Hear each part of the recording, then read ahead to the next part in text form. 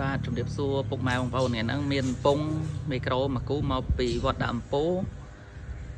ស្រុកកធំខេត្តកណ្ដាលហ្នឹងហើយចំនួនមួយគូហ្នឹង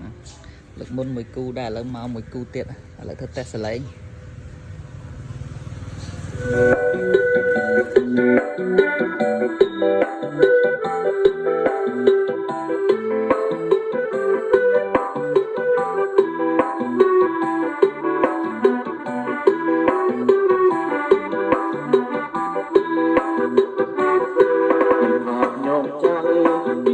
ច្រាប់ណាស់តែខាងស្រីស្រី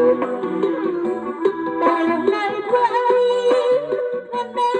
រកតាមបានមកណាហាក់តាមរកឆ្នាំតែខក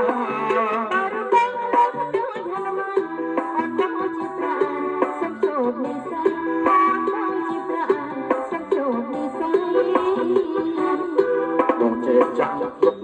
ចេញបានចាប់ទាំងងងចំទៅអូនបានឆ្នាំបាទដាក់ស្នោសំឡេងណែនធ្ងន់ធានាថាផ្លោងជួយពុកម៉ែបងប្អូនដាក់មកស្រឡះបើកអត់បែកអត់អួលទេជីសាសាទៅលេជីសាសាទៅលេកុំ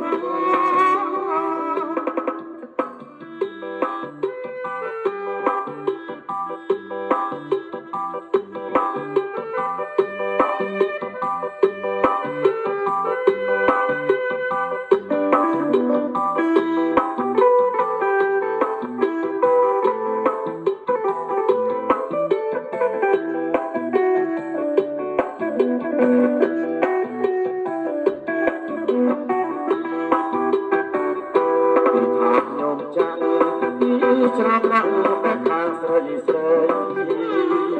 តែណៃធ្វើអីអត់ដឹងមិនអំបានចូលចាអត្តកម្មខាងឆ្នាំពុកខ